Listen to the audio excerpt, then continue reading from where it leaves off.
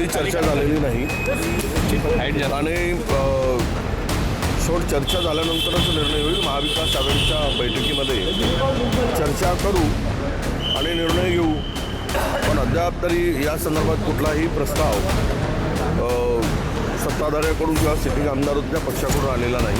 लढायला तयार, आम्हाला पण लढायला तयार आहोत आम्ही। विषय असा येतो की यापूर्वी जर आपण पाहिलं तर त्या ठिकाणी ती भूमिका तशी होती का हे तपासून पाहू आम्ही, कारण अनेक ठिकाणी आम्ही बिनविरोध विचार केला पण त्यांनी उमेदवार उतरवलेत। हे अनेक नांदेडमध्ये सुद्धा उमेदवार उतरवला गेला होता, त्यांनी हे होऊ दिलं नाही। अशा आहेत, त्यामुळे सगळ्याच ठिकाणी काही सरसकट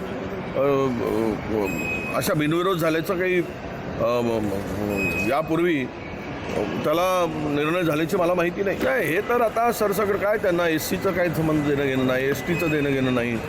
सरसकट JR काढून लाडकी बहीण, नमो शेतकरी सहाय्य निधी यामध्ये वापरला जातो आहे। त्यांना STचा निधी खरं तर संविधानाच्या किंवा घटनेनुसार तो निधी तसा वळती करता येत नाही। काल परवा 400-450 कोटी रुपये त्यांनी काढून घेतलेत। एकीकडे बजेट फुगवून दाखवायचा SCसाठी, सोशल जस्टिससाठी, ट्रायबल विभागासाठी, आणि त्यातले निम्म्यापेक्षा मागच्या वर्षी 45% खर्च झाला समाज कल्याणचा। 45%मधूनही लाडक्या बहिणीला गेले आणि इतरत्र निधी वळवला गेला।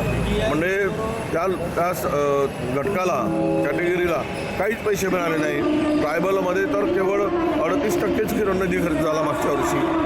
38% निधी खर्च होऊन तो सर्व निधी जर दुसरीकडे वळवत असाल तर तुम्हाला हे उपेक्षित समाज आहेत, SC आहे, ST आहे किंवा इतर समाज आहे, यांचा निधी तुम्हाला वळवता येत नाही, पण तो वळवला जातो आहे। सगळे कायद्याची पायमल्ली करून, कायदा पायदळी तोडून वाटेल त्या पद्धतीनं हे सरकार चाललेलं आहे। काल आता इंट्रोड्यूस झालेला आहे, परवा आता यावर चर्चा होईल, त्यावेळेस आम्ही मांडू।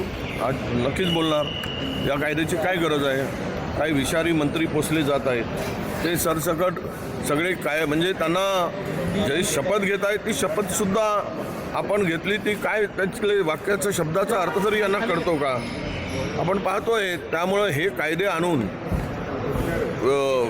अशा पद्धतीचे दोन धर्मामध्ये तेढ निर्माण करून मताची पोळी शेकण्यासाठी आणलेलं हे विधेयक आहे, त्यावर चर्चा होईल।